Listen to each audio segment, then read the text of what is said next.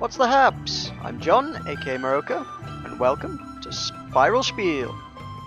So we're back on the old missions, doing Nature of the Beast here. I don't know why, I just felt like it. I do need to badly figure out how to make the actual game part of these videos interesting.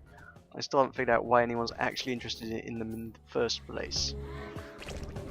No bother, no bother. People are, that's all that matters. I did bring the right gun, yes I did. Eat spikes, lizards. So, I don't have a lot to talk about this week. There doesn't seem like much of any kind of interest has actually happened, like news-wise or anything. I mean, I'm really bad at following the news best at times, but I tend to follow gaming news, and I haven't seen anything interesting there either. I guess we've been doing some live streaming. Guns of Icarus has been going good. That's really astonishingly popular right now, that game.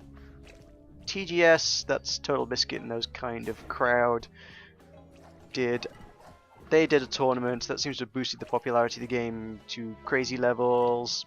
They had to put out a patch last night while we were right in the middle of us live streaming, so all the servers went down and all that, just to improve the capacity of the game so they could actually handle the sheer amount of people that were actually wanting to play it at one time, which they've not had to do before, which is craziness, but that's definitely good. So yay for more Guns of Icarus. While we're on it, I'm going to pimp their Kickstarter a bit, because they need pimping. They are kickstarting the adventure mode for their game, which makes it into a cooperative sort of expansion kind of thing, and it looks really sweet and awesome. And there's about 8 days left on that. In fact, probably 7 at this stage, yeah. In fact, by the time this video goes out, it'll be like 5 days. So you should probably go check that out pretty quick before that ends, and you can get all the sweet airship and steampunk swag. Oh no, not jellies. This wasn't supposed to be a jelly level. Oh man. Can I do anything with a blitz needle? Will this work? Right. And ha! Kind of. Slightly. A little bit. Right. There we go. Oh, need another few of them. That's got him. So, I had a couple of questions at least. At least you guys keep me talking about something. So, Sky Scythe, who you may remember from the Guild Spotlight. I've mentioned him a few times now. He asks, on a scale from dog to chicken, what is your favourite colour of the alphabet? Now, that's a really good question. It's a tricky one too. I had to think about this for a while. It's a lot of options to pick, and I need to pay attention to what I'm actually doing instead of answering nonsense questions. Oh dear. Yeah, but I think the actual answer I need to say to that is, I think pineapple. I mean, pineapple, it's spiky and it's fruity. I think those are definitely the two most important food groups. Yeah, you need your spiky foods and your fruity foods. So I think that's why I think that's my favorite color of the alphabet.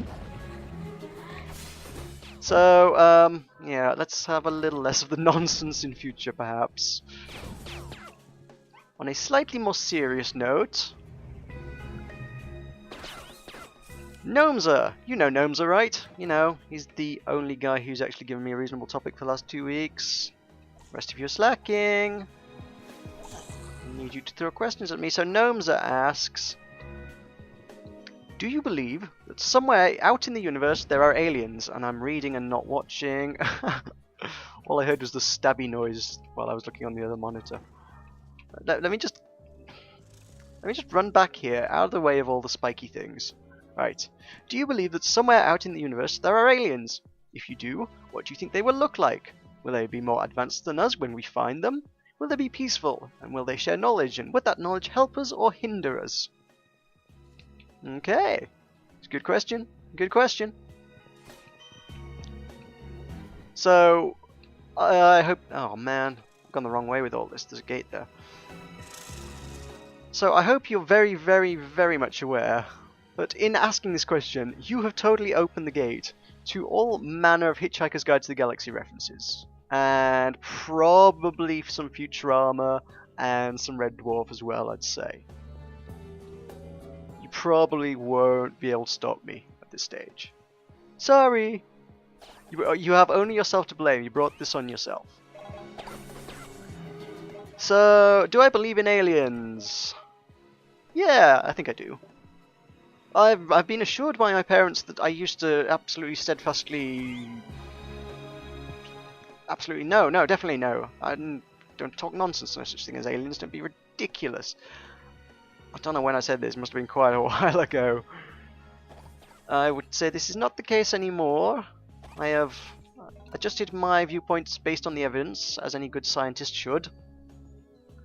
Not that there's been any evidence for aliens, but certainly I think the odds of aliens existing is not unreasonable. It's a big old universe and all that. So definitely not the little green man strutting up and down saying beep beep kind of thing. See? Hitchhikers. So yeah, that's probably not what we're likely to find if we were to find anything. If we find any kind of aliens in this big old universe of ours, it's probably going to be, you know, really, really primitive. Most likely it's going to be like single cell stuff, maybe some really primitive, crude plant-like things like an algae. It'd certainly be interesting to find. I'm sure the scientists were like, oh my god, check out this life, it's not from Earth. It would be a miraculous discovery. God knows what it would be like. Who knows what it would be based on? It might not even be a carbon-based life form. It might be based off some other crazy element. It might be like... Well, what were the ones in Evolution? They were nitrogen-based, weren't they? Evolution, that was a... I was going to say that was a good film. I'm not sure it was, but it was... I think it's one of those entertainingly bad things. And oh dear, the pseudoscience in it. Oh dear, oh dear. But it's great in a bad way. So, and I don't know about the viability of nitrogen-based life. I've no idea where they got that from, or if that's sort of a viable thing. I think most likely alternative, I think I've heard suggested, is probably silicon, because it shares a lot of the chemical properties with carbon. If something were going to be not carbon-based, silicon would be a pretty solid alternative. So that would be pretty interesting, some non-carbon based life form. That'd be like, totally unique and interesting, and wow. I've no idea what ramifications it would have because I'm not a research scientist, but I presume it would have some pretty notable ramifications. Would lead to all sorts of crazy new discoveries and technologies and medicine? I don't know. Like I say, no, I'm not a research scientist. I don't know quite what you could do with that knowledge, but scientists like finding new ways to do things with things that... In fact, who knows, it might even just lead on to accidental discoveries, because that's how a lot of the cool stuff seems to end up coming to be. Oh, I left this bread out for too long. Oh look, this cures diseases. I mean, hey, it works. Problem with that kind of life form is, well, how on earth do you find that sort of thing? They ain't gonna show up on any radar. The most likely way you're actually going to find it is actually by, you know, seeing it. You'd actually have to pretty much master interstellar travel and land on the planet and have a scout around and go, oh look at this thing, it's growing on a rock. What is it growing on? It is growing on this strange air that is on this planet, methane or carbon dioxide or what have you. This planet life, carbon dioxide probably be your best bet. Which is why we keep looking for that kind of thing over on Mars. That leads us to another point, which is how long have we been scuttling around on Mars with cameras and things? I mean, Spirit and Opportunity have been up there for many a year now. Now we've got the new rovers scooting around up there, and none of them have turned up anything. No plants, no nothing. And given that Mars is generally kind of considered to be a not unreasonable place for life to exist, you know, if there was going to be like an algae or something growing on there, or, you know, like cyanobacteria, the kind of thing that's terraformed Earth and made it oxygenated, that sort of thing, if there was anything like that, surely they'd have found it by now. Can't be that good at hiding. So yeah, that's a tricky one. If it's not there, how on earth are we supposed to find it outside of our solar system? We would actually literally have to master interstellar travel and send other rovers at the very least to other star systems, and that's a fair way off yet. I don't think. I'm not saying it's completely unviable. At some point in the future, it probably will be, but right here and right now, today, I don't think that's happening. I mean, furthest we've got is what, Voyager 1, which is, well, depending on who you listen to, has now left the solar system about 4 times based on different metrics.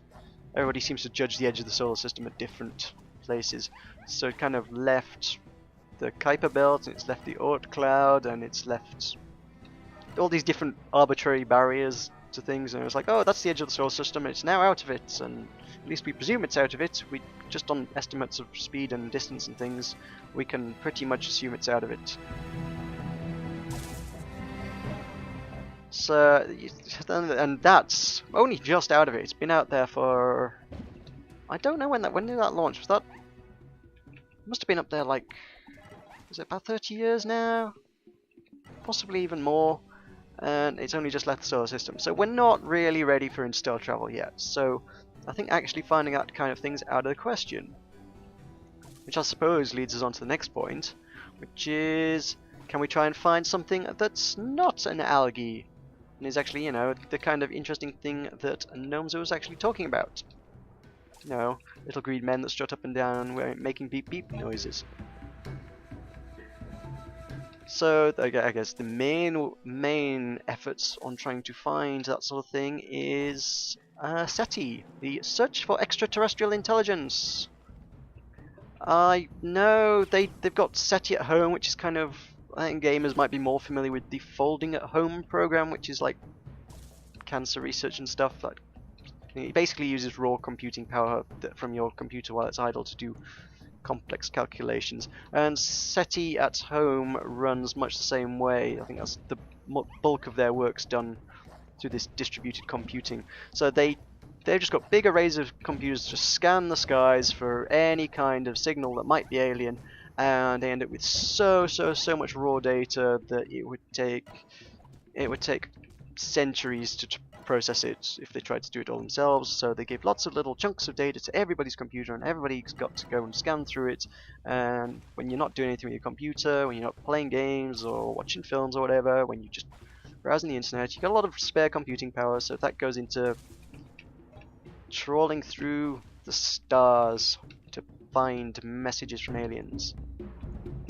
And like I said, at one point I did run that program. I was like, ooh, I want to get involved in SETI, I could help discover aliens. And like, at some point I kind of realized that that's a ridiculously futile thing. What are actually the odds of that happening? I think it's pretty slim. I mean, given that the kind of thing we're searching for is, well, we're searching for what we know as a message, we'd be looking for something that we'd probably recognize. We'd be looking for radio signals, that kind of thing. The sort of thing we would broadcast, and, well, they're aliens. We don't know who they are, what they're made out of, what resources they have, what technology they've invented with those said resources that they do have. They could communicate via anything. They might be so far advanced that they communicate via some crazy sci-fi sounding method to us. They might have tachyon communications and that sort of thing. Or through dark matter somehow. Who knows? I mean, it could be like faster than light communications. Do you think SETI would pick up on faster than light communications? I suspect it might not. Suspect that's probably not the sort of thing they'd find. And on top of that, if we can't find their actual signals, then we're actually then looking for them themselves, I suppose. And I don't know how many of you are aware of this, but space is big. Space is really big. I mean, you might think it's a long way down the street to the chemist, but that's just peanuts to space. Yeah, I told you I'd get some more references in. So, yeah, we're just this tiny little unregarded yellow sun far out in the uncharted backwaters, the unfashionable end of the western spiral arm of the galaxy.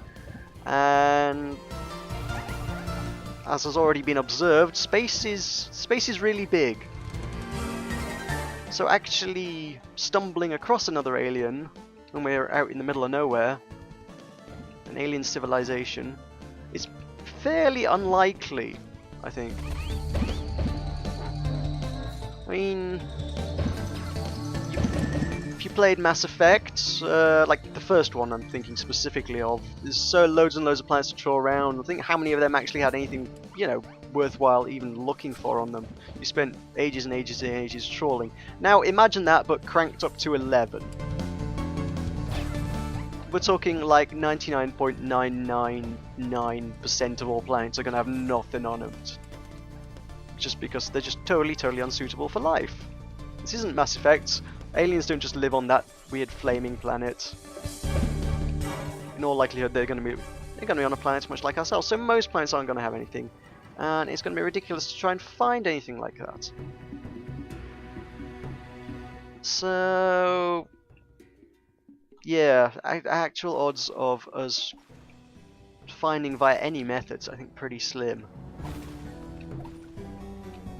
I realise I'm dodging the actual nub of the question here, which was, what would they be like when we find them? And the fact is, I honestly haven't got a freaking clue. I don't think they would be intelligent. I think they would be totally primitive.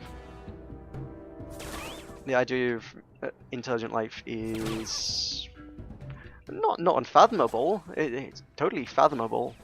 I can fathom it easily, but it's more the issue of, well, oh, hey, same gem. It's the issue of the actual odds of us finding it, and they could take any shape or form or anything, depending on environment and stuff, so you can't really... Anything I would be pitching would be science fiction, basically, at this stage. On top of that, there was... I don't know if anybody reads Saturday Morning Breakfast Cereal, the webcomic. If you don't, you should do that. It's quite a good one. Actually, I say that. It's a bit of an acquired taste. I've heard a lot of people say, oh, I didn't enjoy reading it, and then I read it for a while, and it grew on me. And I think I felt the same. I saw it popped up on Reddit from time to time. Now, every time I saw it, I was like, what's with this webcomic? It's not that good. And I know eventually I've gotten to the stage where I'm reading it religiously every day, because he does update every day. Posts a new comic 7 days a week, which is pretty dedicated.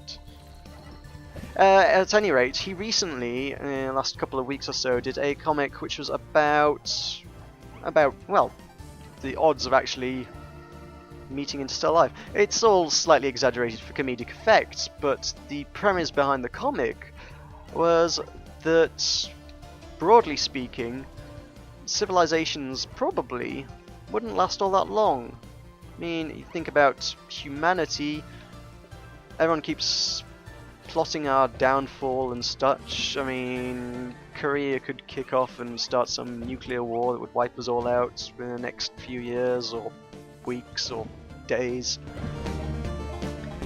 Or we might just ruin our planet with climate change within the next 100 years before we've started, you know, actually managing to do anything like terraform Mars.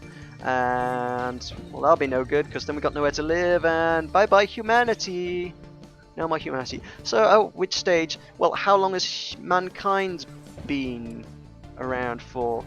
At the point of mankind's downfall, you know, it'd be like a few hundred years. So we've only been broadcasting signals that an alien race would be able to detect for like 200-300 years, maybe.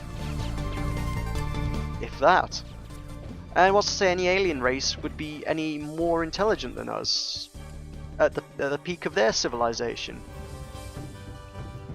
So basically, you're only going to be broadcasting for like 200 years, and in the astronomical scale of things, so say a civilization is off from us by a mere 10,000 years, so they get 300 years of Earth's broadcasts while they're still banging rocks together.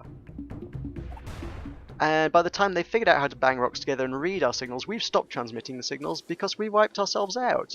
So the actual odds of our civilization trying to pick up their signals and being able to detect their signals while they're currently able to broadcast, whilst we're within the range where they're able to broadcast. I mean, to be fair, if they are 1,000 light years away, their civilization would have to have existed 1,000 years ago, give or take 200, exactly in the grand scheme of things, for us even to be able to pick them up now.